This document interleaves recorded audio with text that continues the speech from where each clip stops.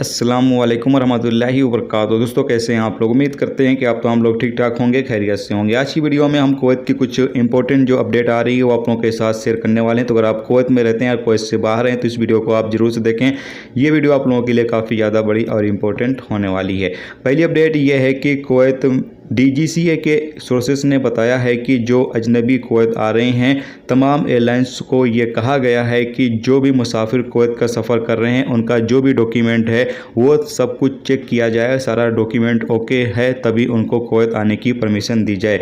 मसलन कि उन्होंने मिनिस्ट्री ऑफ हेल्थ की जो वेबसाइट है उस पर अपना वैक्सीन सर्टिफिकेट अपलोड किया या नहीं किया और साथ में उनको अप्रूवल मिला है या नहीं मिला है, ये तमाम चीज़ें जो हैं वो चेक करें। और साथ में इम्यून जो एप्लीकेशन है उस पर उनका जो स्टेटस है वो ग्रीन शो कर रहा है या नहीं कर रहा है, जबकि उनके पास जो PCR रिपोर्ट है वो 72 घंटे के अंदर की है या नहीं है।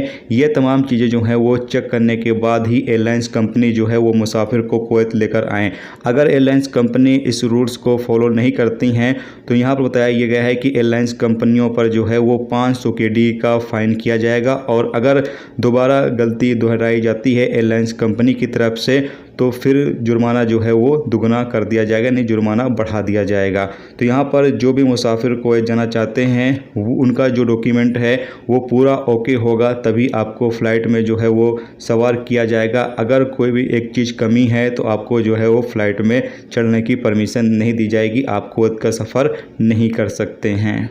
इसके अलावा अगली अपडेट ये है कि जैसा कि आप लोगों को पता ही है कि कुवैत में इन दिनों केस जो हैं कोरोना के काफ़ी ज़्यादा कम हो चुके हैं और मिनिस्ट्री की जो टीमें हैं वो भी लगातार तफ्तीशी दौरे कर रही हैं। यहाँ पर अपडेट के मुताबिक बताया गया है कि अहमदी गवर्नरेट में जो मिनिस्ट्री ऑफ हेल्थ के रूल्स रेगुलेशंस उसकी पाबंदी न करने पर 19 दुकानदारों के खिलाफ कार्रवाई की गई है।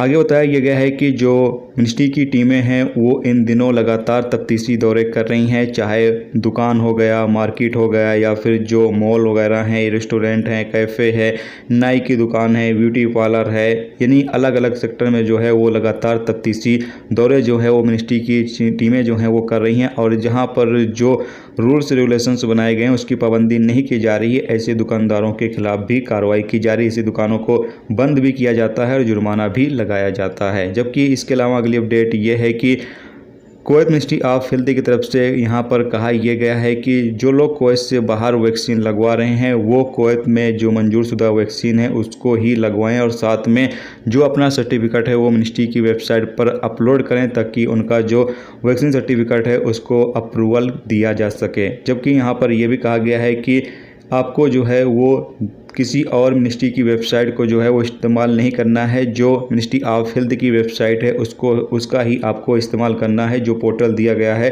वहीं पर ही आपका जो वैक्सीन सर्टिफिकेट है वो अपलोड करना है।